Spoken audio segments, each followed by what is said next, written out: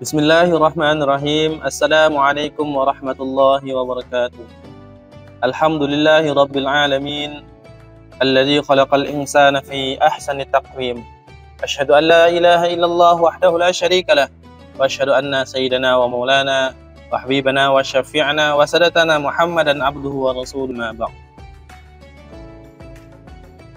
Hadirin wal hadirat yang dirahmati Allah Subhanahu wa taala,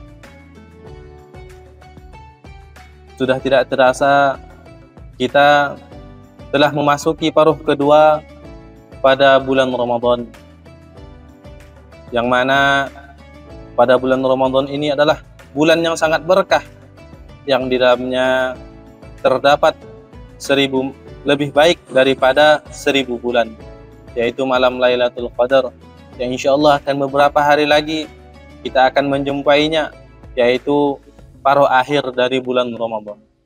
Hadirin wal hadirat rahimakumullah. Pada pertemuan hari kali ini, maka kita akan menjelaskan perkara-perkara yang masih dalam lingkup perkara yang membatalkan puasa. Karena perkara yang membatalkan puasa ini sangat banyak penjelasannya. Perkara yang membatalkan puasa ini ada 8, maka penjelasannya pun sangat banyak. Bagaimana sih keadaan satu persatu dari perkara yang membatalkan puasa tersebut? Maka kita akan membahas pada kali ini adalah perkara-perkara permasalahan seseorang apabila ketika berpuasa, melaksanakan ibadah puasa, dia ini mengeluarkan air mani. Ini bagi laki-laki. Maka hadirin Allah Subhanahu wa taala, permasalahan tersebut apabila seseorang berpuasa, kemudian dia mengeluarkan air mani, maka perbuatan tersebut pertama terkadang membatalkan puasa dan juga terkadang tidak membatalkan puasa. Ini tergantung pada keadaan seseorang tersebut yang mengeluarkan mani. Keadaan-keadaan ketika mengeluarkan mani yang membatalkan puasa ini ada 2. Yang pertama, dia minta namanya istimna. Istimna inilah meminta dikeluarkan mani dalam keadaan secara mutlak, dalam keadaan apapun. Intinya dia minta dikeluarkan mani sehingga maninya keluar, maka ini akan membatalkan puasa secara mutlak bagaimanapun keadaannya. Bagaimanapun keadaannya. Yang kedua adalah mubasyarah bersama istrinya tanpa penghalang. Ini juga akan membatalkan puasa dia. Mubasyarah dengan istrinya tanpa penghalang, kemudian suaminya menginzal, maka puasa suaminya ini akan batal dengan sebab mubasyarah kemudian inzal. Kemudian untuk suaminya yang inzal tapi tidak membatalkan puasa ini ada 2 keadaan juga. Pertama, apabila sang suami inzal atau mengeluarkan mani karena hanya dia memikirkan sesuatu kemudian inzal, atau dia melihat sesuatu kemudian inzal, maka perkara yang tersebut tidak membatalkan puasa dia. Atau dia mubasyarah bersama istrinya, mubasyarahnya kemudian inzal, tapi mereka mubasyarah dengan menggunakan penghalang, mungkin baju atau selimut, tapi dia ini mengeluarkan mani atau inzal, maka puasanya pun tidak akan batal. Tapi dengan catatan hadirin yang Allah SWT, puasanya tidak batal, tapi ini puasanya akan menjadi makruh. Makruh karena apa? Dia telah membiarkan syahwatnya, membiarkan nafsunya, sehingga dia ini inzal. Karena salah satu perkara yang dimakruhkan dalam puasa adalah